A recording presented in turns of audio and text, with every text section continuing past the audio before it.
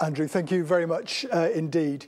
It's really wonderful to see so many people have come along this evening to celebrate Naomi and my inaugural lectures. It might feel like a celebration, maybe even a little bit of light relief to those of you on that side of the podium. Feels a little bit more nerve-wracking to be on this side of the podium, and that feel of nerves was not helped very much when Andrew reminded me that inaugural lectures are supposed to be entertaining and accessible to undergraduate students and to eminent professors, to junior clinicians and to senior health service managers, to my general surgical friends and my tree surgeon friend, and to my 83-year-old dad and my 13-year-old nephew who are in the audience tonight. So a big ask, but here goes. I'm going to talk about the purpose of academia and the relationship between academia and the health service. And this is satirized in the title of my lecture, The Ivory Towers and the Swampy Lowlands. The lecture's in three parts. The first part, I'm going to describe the nature of the ivory towers, the challenges that I think are inherent in the model of academia that we see within the UK and in many other developed countries, and the reasons why I think that model needs to be modified in some way or other.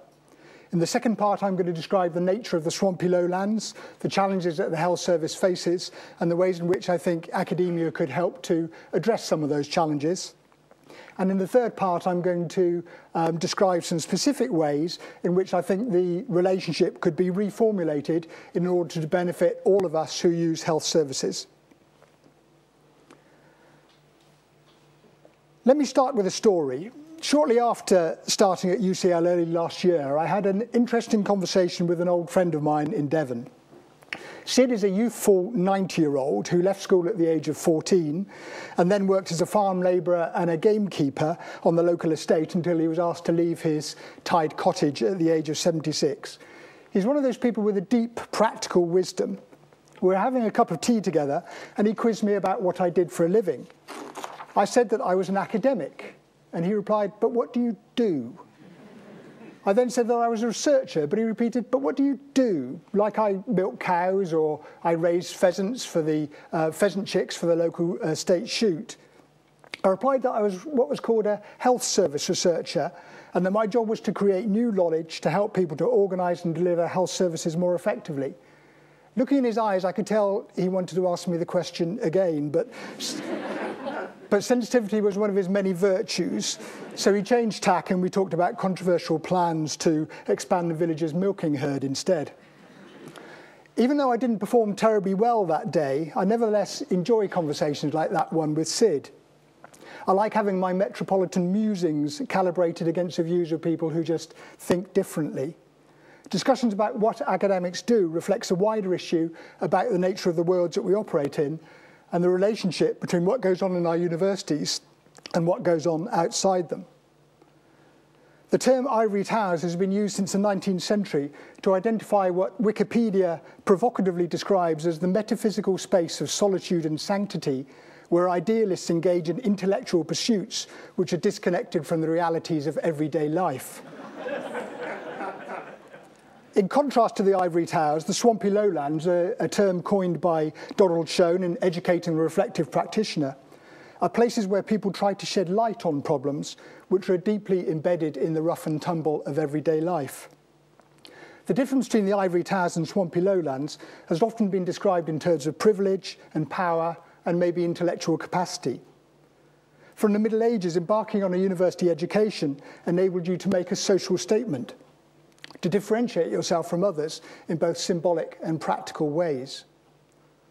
Students wore long gowns, copying the clerical scholarly tradition, but also making a social statement. I couldn't possibly do manual work dressed like this. They were subject to canon law rather than civil law, funded by wealthy benefactors, and they spoke Latin, so they were incomprehensible to the masses. At a local level, the differences were manifest by the town and gown divide, even by violence on occasions.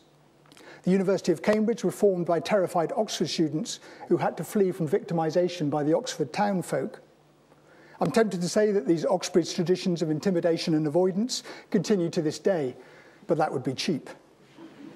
What is clear is that most academics were born into a different world and then constructed an even more rarefied one. They climbed yet higher in the ivory tower, in order to get an even more perfect view of the world beneath them. But Schoen gives us a different perspective. He describes the difference between the Ivory Towers and the Swampy Lowlands, not in terms of privilege and intellect, but in terms of purpose. He termed this the dilemma of rigor or relevance. He said, in the varied topography of professional practice, there's a high, hard ground overlooking a swamp. On the high ground, manageable problems lend themselves to solution through the use of research-based theory and technique. In the Swampy Lowlands, problems are messy and confusing and incapable of technical solution. The irony of the situation is that the problems of the high ground tend to be relatively unimportant to individuals or society at large, however great their technical interest may be, while in the swamp lie the problems of greatest human concern. The practitioner is confronted with a choice. Shall he remain on the high ground, where he can solve relatively unimportant problems according to his standard of rigor, or shall he descend to the swamp of important problems, where he cannot be rigorous in any way he describes? Schoen claims that many people working in the lowlands experience this dilemma of rigor and relevance, and most respond by immersing themselves in the messiness. They describe it, sometimes defensively and sometimes perhaps rather mystically, in terms of experience or intuition. But Schoen claims that the most effective practitioners, the reflective practitioners, know how to purposefully surface and utilize the ambiguity in order to guide improved professional practice, using what Polanyi refers to as tacit knowledge. But it has to be said that only a minority of people are skilled reflective practitioners. Most people have a nagging sense of inferiority in comparison with their technical rationalist colleagues, a feeling that they're compromising the standards that they were taught and espoused during their training. They compare their own intellectual sloppiness with the technical rigor of others. And of course, those others do little to lessen the pain of that inferiority complex. I'm not criticizing all academics for occupying the Ivory Towers.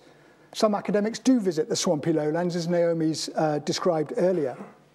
And the towers have done much good by creating an environment which has allowed bright people to come together and to think differently. But I will argue that in some areas, including my own area of health service research, occupying the Ivory Towers has encouraged some academics to ignore or misunderstand practical problems, or at best to pontificate on them when what they could be doing is helping to solve them. In the next section, I'm going to describe the nature of the problems in the health sector that I think academics are particularly well placed to solve, problems graphically illustrated by the recent Francis report into the Mid-Staffs Hospital. But before I do, I want to briefly describe why I'm giving this lecture. First, why UCL? Of course, I wanted to work in a highly respected institution, but the reasons run deeper than that. UCL has always been a conducive place for challenging societal norms and for working across boundaries. Founded in 1826, it was the first university institution to be established in London and the first in England to be established entirely on a secular basis.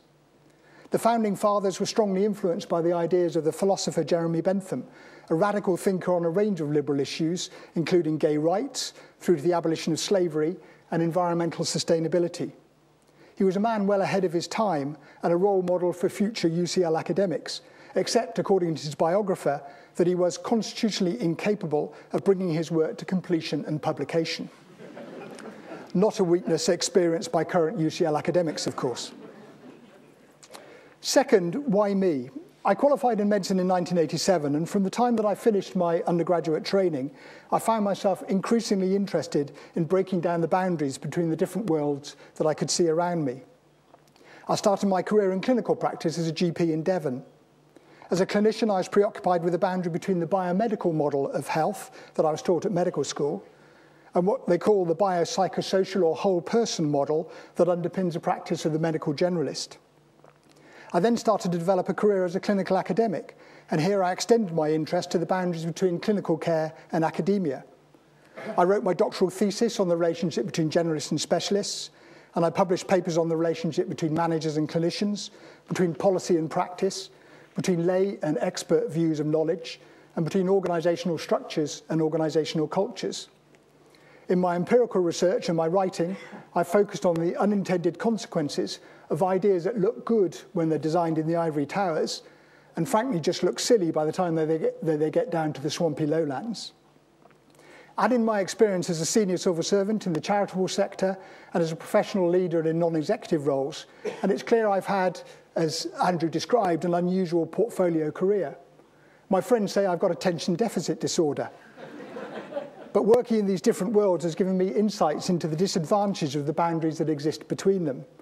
Working at boundaries is difficult, but it's also productive because that's where progress is made. In calling for greater emphasis on working across boundaries, I'm walking a path which, if not well trodden, has been defined for a long time. 100 years ago, W.M. Barton reflected that the scientific man has become too scientific and the practical man too practical, and the result has been unfortunate for both. 60 years ago, Kurt Lewin called for no research without action, no action without research.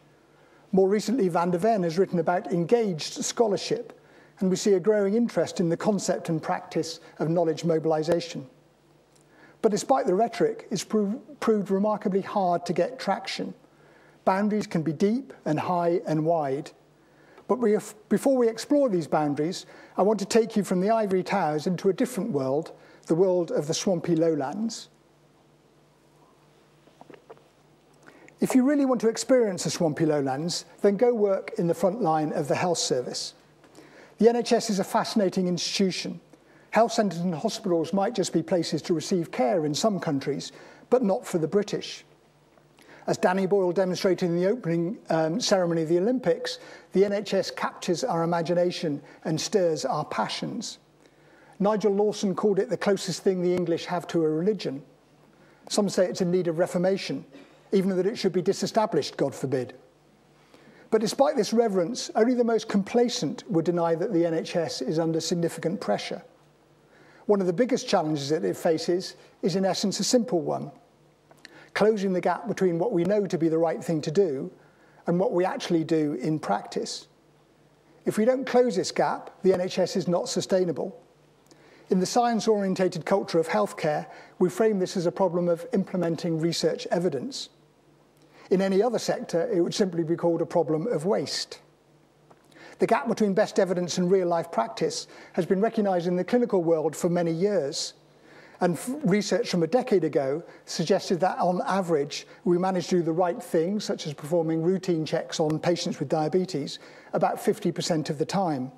That's a big failure rate. Through a judicious mix of education, systematising care delivery and managing performance, the data suggests that we're getting better at the practice of clinical care, in some cases considerably better. But the same cannot be said of how we organise and deliver health services. If you like, individual clinicians are getting better at doing what they do behind the closed door of the consulting room, but those responsible for creating the best environment within which clinical care is provided, leaders, managers and clinicians, are not achieving the same success. There are many reasons for this, and I want to argue that the failure to apply science in useful ways is an important one. Science has made a major contribution to healthcare. The application of the basic sciences has resulted in innovative ways of preventing, diagnosing, and managing diseases. The application of the clinical sciences has resulted in a better understanding of how effective these innovations could be in practice. But the final step, ensuring that the evidence derived from these two sciences has impact in the swampy lowlands of the general practices and hospitals across the country, has not been regarded as a scientific endeavour. Surely doing the right thing is just what good managers and good clinicians should do. And if they fail, then surely this is a failure of managerialism or a failure of professionalism. We act as if we just have to tell people what to do, but as Charles I ruefully reflected just before he was beheaded, there's more to the doing than bidding it be done. Science could be extremely useful in helping us to address the challenge of improving healthcare delivery, and that's why there's growing interest in this science of improvement. Science can help us to develop new evidence to address the complexity of improving services.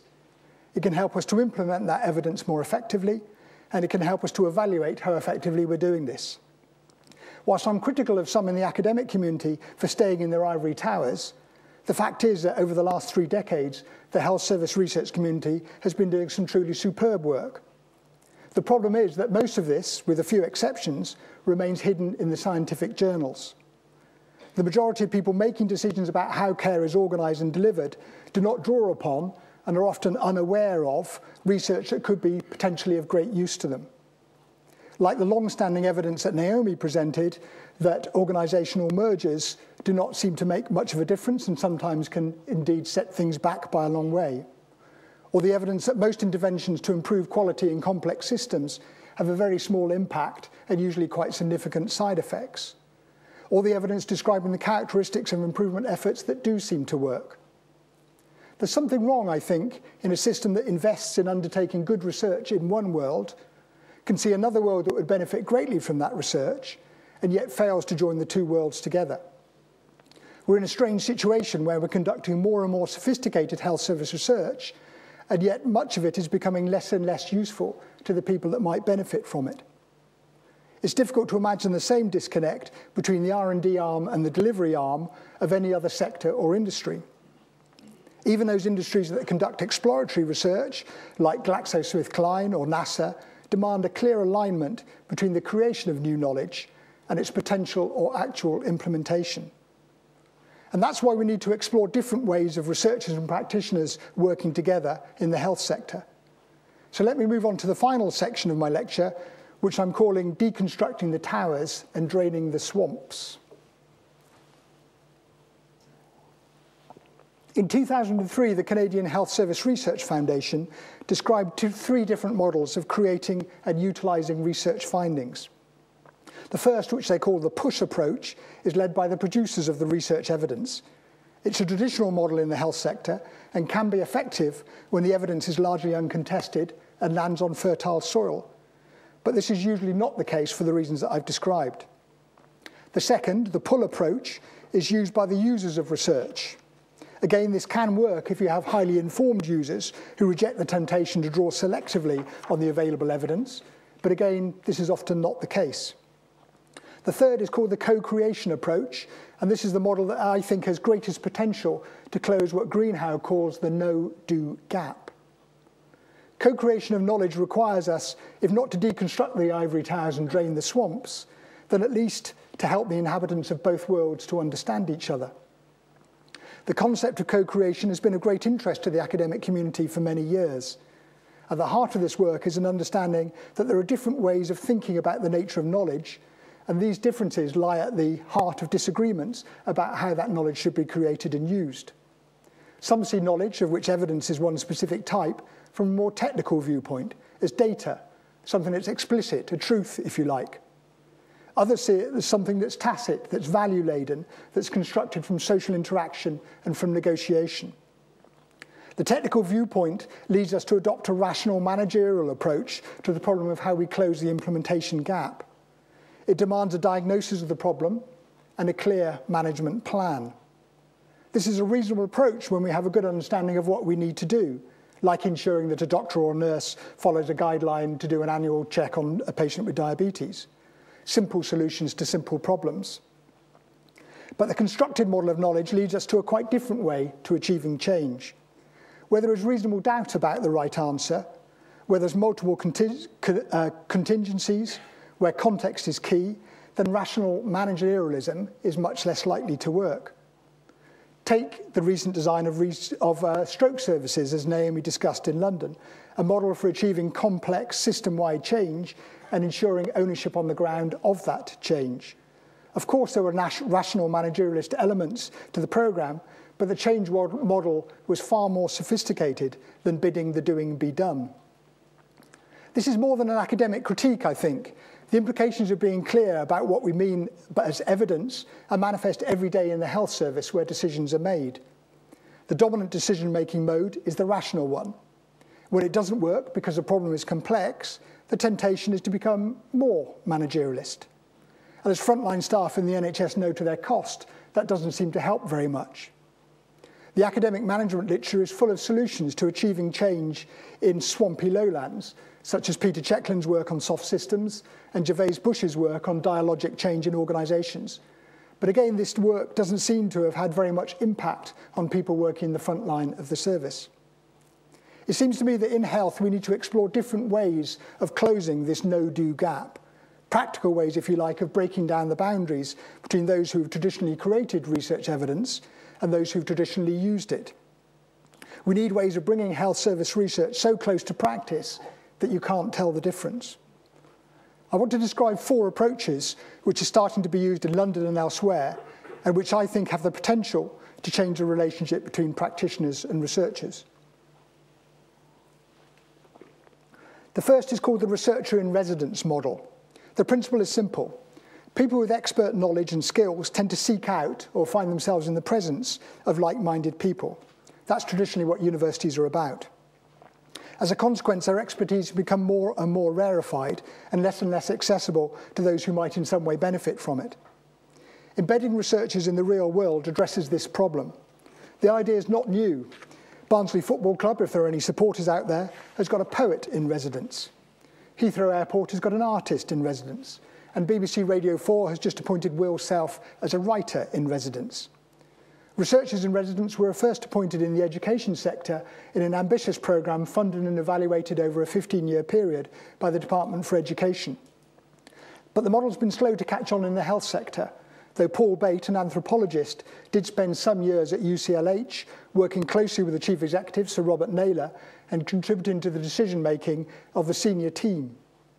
More recently, Martin Utley and colleagues from UCL Clinical Operations Research Unit have been working closely with clinicians and managers at Great Ormond Street to reduce the number of cancelled heart operations for children and increase the efficiency of the operating theatres there. By bringing their mathematical modelling skills to bear and working closely with frontline staff, they've had some considerable success in addressing a long-standing problem at the hospital. The idea is that the researcher blurs the traditional boundary between their expertise and the expertise of the service team.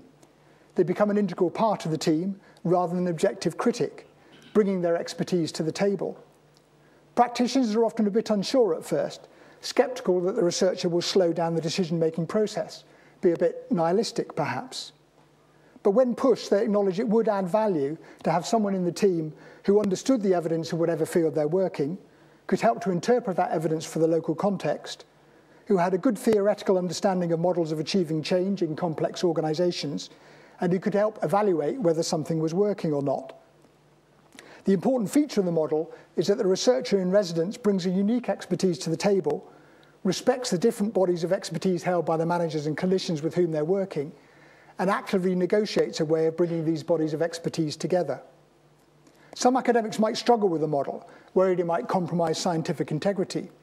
From one perspective, of course, they're right, but there's some evidence that it adds value, sometimes substantively and sometimes at the margins, and that's what the pragmatism of improvement science is about. The researcher in residence model should not replace objective evaluation, and it has its advantages and risks which need to be formally evaluated, but it does seem to be an approach with promise. We're now working with colleagues within UCL Partners and other parts of London to test out this model in other organisations. The second approach to co-creation, termed science-based improvement, attempts to address the criticism that research and formal evaluation slows up service development. In this approach, service improvement projects, sometimes at large scale, progress at their own, often fast pace, but every stage of the process should be influenced by a research team. Researchers work with the practitioners on the initial design of the project, bringing available evidence to influence the nature of the intervention, the implementation method, and the wider environment. They design an evaluation which is scientifically robust, but not a burden on those delivering the service, and they contribute to interpreting the evaluation findings and then embedding and spreading them beyond the boundaries of the initial project. An interesting example of this approach was carried out in Hackney recently, funded by the Health Foundation and led by Professor Jean Fader, an academic GP who was at Queen Mary, University of London, but is now based in Bristol. The practical problem the problem team wanted to address was how to improve the identification of victims of domestic violence and increase their referral to specialist community services for ongoing support. Domestic violence is a major problem in parts of London, with studies suggesting that in some communities, up to 70% of women are victims of significant abuse at some time in their lives. The health and social economic implications are enormous, yet fewer than 1 in 5 victims are known to their primary care teams. and if they aren't recognised, then there's little that can be done about them. Jean and his colleagues worked with social workers, practice nurses and others to develop a training programme for staff, elements of which had been proved to be effective in other studies. He built a package around this evidence-based intervention, including leadership elements and data feedback, and he implemented this package across 48 practices in Hackney and in Bristol. The project was evaluated using a cluster randomised controlled trial, an unusual approach for a quality improvement project, but a demonstration of the kind of rigour which can be applied. But the trial was highly pragmatic, in particular minimising the burden of data collection on all of the participants. Many of the participating clinicians and social workers didn't even realise that they were involved in a research study. They thought they were just involved in a good improvement study. The results were impressive. The approach increased the identification of new cases of domestic violence by 3-fold, and the referral rate to specialist services by a massive 22-fold. The results were published in The Lancet, demonstrating that top international journals are willing to publish good quality improvement science. More importantly, the team used the findings to influence the plans of commissioning groups, and now the programme is operating in a growing number of locations across England. If the intent is there and the evidence is convincing, it doesn't have to take decades for research findings to have impact. There's a small number of other published examples of this kind of work, and we're planning a similar study across London, looking at the implementation of a web-based self-management programme for diabetes, developed by a partnership led by Elizabeth Murray at UCL. The third approach to co-creation, rapid response evaluation teams, attempts to address a shortage of evaluation skills available to frontline staff. The number of projects like the domestic violence one that are rigorously evaluated is tiny. There's thousands of improvement projects being carried out in the health service all the time, some large, some small scale, and most of these not evaluated in any way that would be recognisable to the academic community. The consequence is if we have little unbiased understanding of whether or not they make a difference, and if they do, then how. In addition, the opportunity for creating shareable learning is lost. Sometimes practitioners approach academic teams with a request to evaluate a project, but too often the intervention's already started, or there's a very small budget for the work, and they're usually given short shrift. There will always be limited capacity in the academic sector, and it wouldn't make sense to do large-scale independent evaluations of every service project. Is there an alternative to the current wasteful situation that we see? Perhaps. There's a growing interest in the concept of rapid response evaluation teams, a group of pragmatic researchers who can meet the pragmatic needs of people in the service. They could go into an organisation at relatively short notice, work with the service teams using readily available data or data that's easily collected. The aim would be to provide new insights which help to improve the effectiveness of the project. Such work may not result in publications in high-impact journals, though they could be publishable in second-stream journals. But that isn't the point. The point is to be useful. I'm involved in a project of this kind in an evaluation of an improvement initiative at Barking, Havering and Redbridge University Trust. This has been a struggling hospital for some years, and a wide range of interventions have been used by the trust itself and by external agencies. Most of these have not been formally evaluated, but then the London Deanery advertised a tender to evaluate a new intervention using clinical improvement fellows. The idea is to place about 24 doctors and midwives into the trust, most of whom will have finished their specialist training, but won't yet have been appointed to substantive posts. All of them have been formally trained in improvement methods, and they've been paired with an established medical consultant or midwife already working in the hospital. The fellows do half-time clinical work, freeing up the time of their matched colleagues, and half-time improvement projects. It's an interesting and innovative model which warrants formal evaluation, but when the evaluation was advertised, the project had already started and only a small budget was available. We've been working with an excellent team from RAND Europe, undertaking a medium-scale rapid response evaluation, and some interesting insights into the pros and cons of the model are emerging. In this case, we had to establish the evaluation team quickly from scratch, but I can see every reason why a large provider in the new health system, or a group of providers, or a partnership organisation such as an academic health science network, might want to establish a small standing resource to undertake this kind of work, employing their own researchers or building a consultancy model with experienced university academics. Again, this is an approach that we want to experiment with across London. The final approach to co-creation that I'll describe is one that I call opening the black box, and it's probably one of the more immediately recognizable to academic colleagues, and it attempts to address possibly the most fundamental challenge in the improvement world. In the first section of this talk, I described just how difficult improvement is in practice, and how there seems to be a voltage drop between the intent of policymakers and system leaders who design improvement programs in their ivory towers and the reality of implementation in the swampy lowlands. In most cases, we simply don't know the reason for this voltage drop, but there are a small number of studies which are starting to shed light by undertaking in-depth examination of what's going on inside the heads of frontline staff involved in the programs. The purpose of such studies is to make explicit what frontline staff know already, consciously or subconsciously, that life's messy, it's full of compromises, and they spend a lot of their time cutting corners. A particularly interesting example of this kind of work was carried out by Ruth MacDonald, an ex-colleague from Manchester, who's now Professor of Organisational Research in Nottingham. Ruth was interested in why medical, nursing, and other staff in operating theatres so often fail to comply with relatively simple safety rules and procedures. In an 18-month field study carried out by ethnographers in a small number of operating theatres, the team observed that there was little shared understanding of what was meant by safe practice, a deep skepticism about the effectiveness of measures designed to prevent things going wrong, and an unwillingness to engage with efforts to standardise and make routine particular activities. There was a strong belief that mistakes were inevitable in high-risk environments.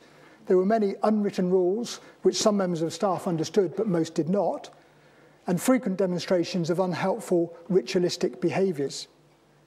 For example, on one particularly frantic day, the ethnographer observed that the scrub nurse forgot to keep a contemporaneous record of swabs and instruments on the theatre whiteboard. The operation went well, the patient went to recovery, the staff left the theatre, and the nurse then crept back in, wrote up the swabs and instrument count on the whiteboard, immediately wiped it clean, and then left. Understanding that these operating teams simply aren't engaging with what any expert in safety and risk reduction would regard as standard good practice is an important insight.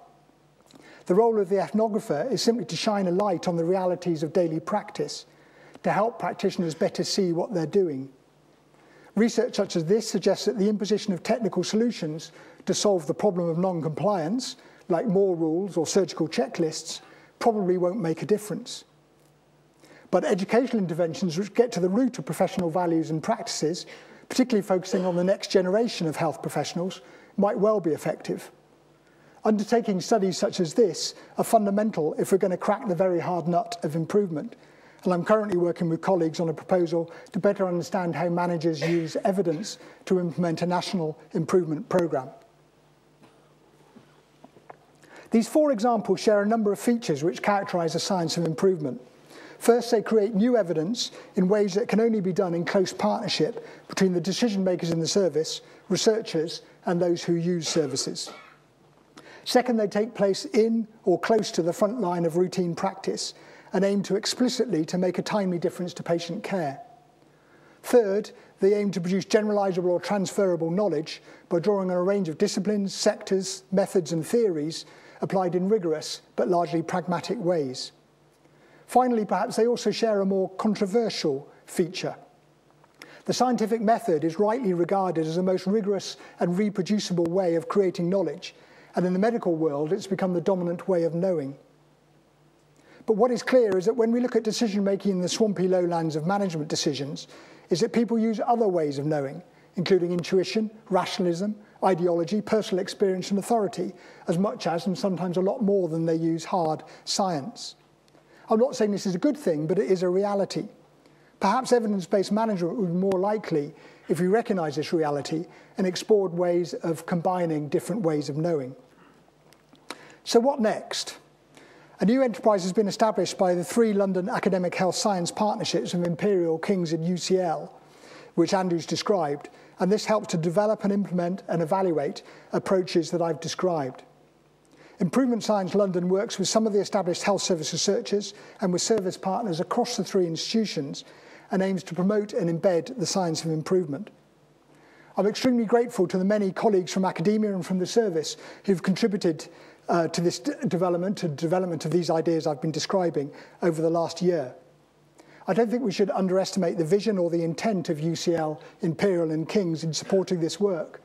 These are organisations that have developed international reputations for their biomedical and clinical research, but they're organisations which, with a few notable exceptions, have not in the past invested strategically in solving the improvement and implementation challenges that I've highlighted. The ideas and approaches that I'm speaking about today are not new ones that have traditionally been embraced by the academic community, but now these organisations are willing to take the risk. Nor should we underestimate the commitment of academic and health service colleagues who are willing to demonstrate a willingness to think differently and at least temporarily to ignore the dominant incentives that Naomi referred to, the incentives which in the system encourage them to carry on doing what they've always done and indeed do so well. As a result of their commitment, investments are being made to build capacity and capability in the science of improvement at all levels, from undergraduates to established practitioners. We're looking to explore what a career as an improvement scientist might look like and how success could be judged. New structures such as the NHS-funded academic health science networks and the National Institute for Health Research-funded clerks have great potential to drive this agenda, and networks of like-minded people are developing ideas together. The journey that we're on is not an easy one, but progress is being made. Finally, while some might argue that I'm calling for a paradigm shift, I'm not claiming there's anything particularly new or clever about the science of improvement. In this respect, the German physicist Max Planck is my role model.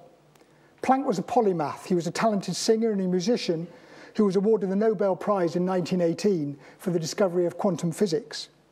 When at the age of 17 he told his tutor he wanted to study physics rather than music, his tutor said, "Why on earth would you want to do that?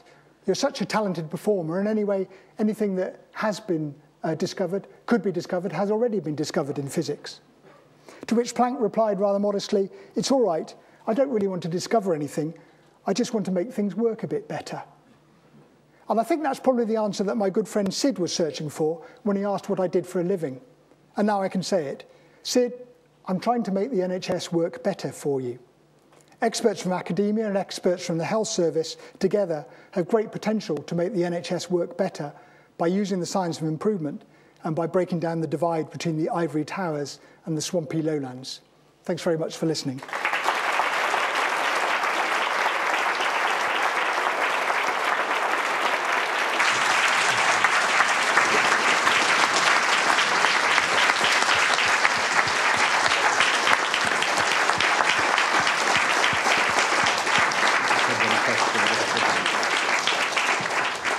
Thank you very much, Martin, for a fantastic and wide-ranging, thoughtful presentation about the issues in this area. We have time just for one or two questions, I think.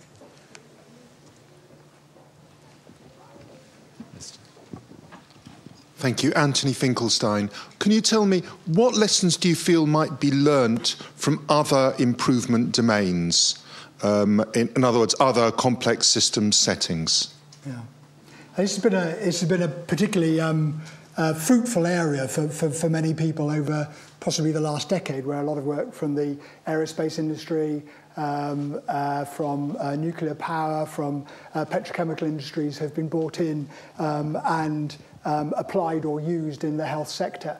I think there are, without doubt, a lot of generalizable lessons, and one of the great strengths of improvement science is it brings together people from a whole range of different sectors and disciplines in order to share ideas. Having said that, sectors are very different.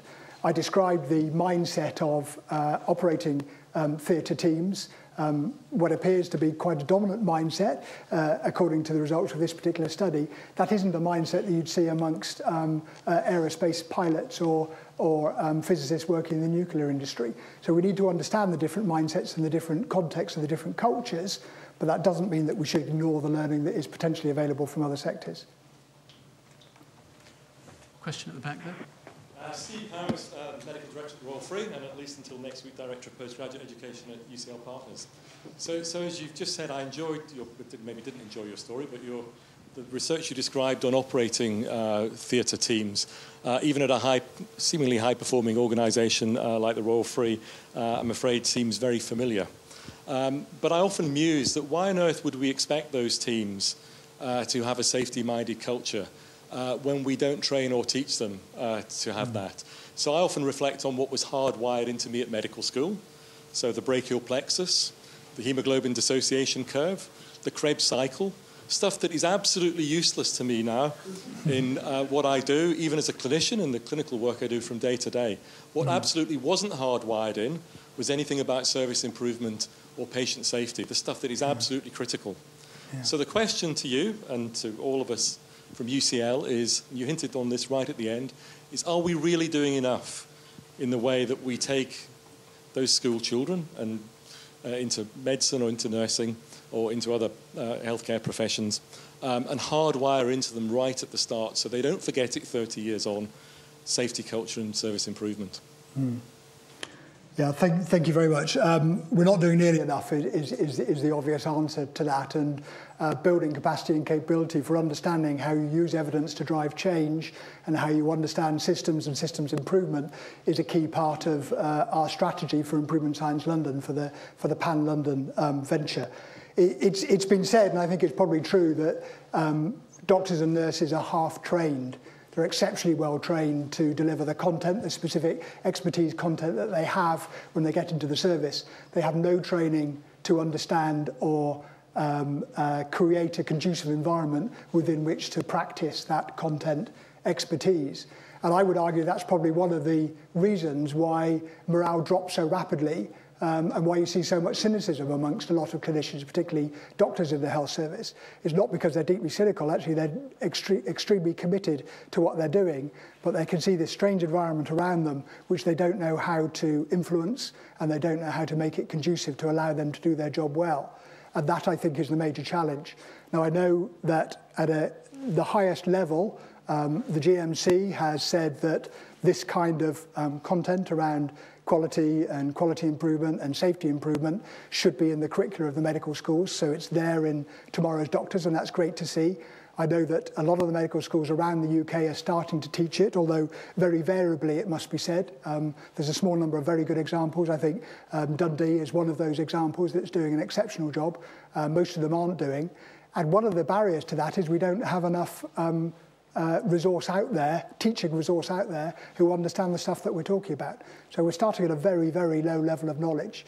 And until we get mentors and teachers au fait with this area of improvement science and then willing to teach it, we're going to continue to struggle. But it has to be a priority. Thank you very much. Thank you.